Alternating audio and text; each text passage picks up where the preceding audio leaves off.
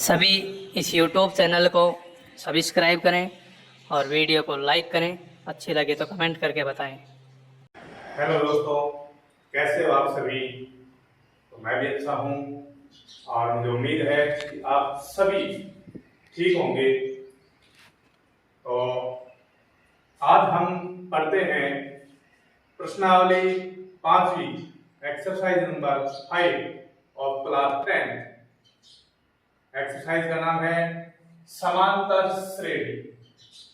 तो सबसे पहले मैं आपको समांतर श्रेणी के कुछ फॉर्मूले लिखवा देता हूं जो वेरी इंपॉर्टेंट हैं, कुछ परिभाषाएं और कुछ सूत्र। इनके बारे में मैं आपको सबसे पहले जानकारी दे देता हूं। समांतर श्रेणी, जिसको हम एपी भी कह सकते हैं, एपी एपी का मतलब होता है समांतर श्रेणी, जो आपके क्वेश्चन में यही लिखा हुआ आता है। इसमें एक वर्ड आता है ए का मतलब होता है प्रथम पद। ए का मतलब प्रथम पद होता है। इसके अंदर डी का मतलब होता है सार्वअंतर।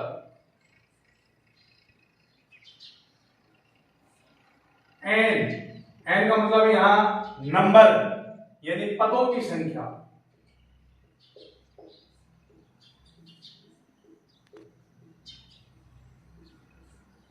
और एक होता है एन का मतलब अंतिम पद यानी अंतिम संख्या। जो भी आपके एपी में यानी समांतर श्रेणी में अंतिम पद यानी अंतिम संख्या है, उसको हम एन से निरूपित करेंगे। एक होता है एन का मतलब होता है पदों का योग।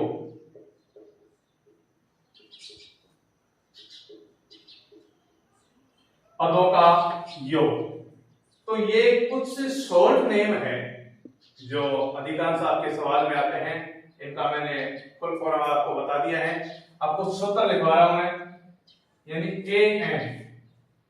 एन का क्या फॉर्मूला है? A plus N minus 1 into D. ये एन का फॉर्मूला है। अब आपके किसी भी सवाल में, चाहे आपको एपी निकालना हो यानी समांतर श्रेणी बनाना हो, या आपको प्रथम पद निकालना हो, या डी निकालना हो सार्वअंतर, या पदों की संख्या निकालनी हो, या आपको अंतिम पद निकालना हो, तो उन सब के लिए एक ही सूत्र प्रयोग में ले सकते हैं, बिल्कुल शॉर्ट एंड स्वीट तरीके से। यहां डी निकालने का एक अलग से सूत्र भी हम लगा सकते हैं कि a2 माइनस a1, यानी आपको पहले दूसरे पद में से पहला पद अगर घटा दोगे तो उसमें आपको सार्वअंतर यानी डी मिल जाएगा। दूसरा, यहाँ एक एसएन यानी पदों का योग कैसे निकालेंगे? तो इसका सूत्र है n बटा 2 into 2a plus n minus 1 into D. ये आपका एसएन निकालने का सूत्र है। इसका एक और सूत्र है शॉर्ट तरीके से।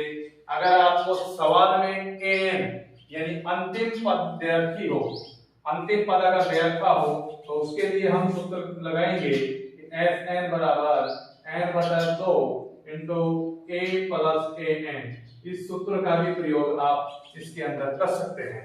तो ये तो आज के प्रश्नावली के जो समांतर श्रेणी प्रश्नावली है, इसके जो भी मेन जो सूत्र हैं, कुछ परिभाषाएं हैं, आपके शॉर्ट नेम्स हैं, इनके बारे में मैंने आपको जानकारी दी है।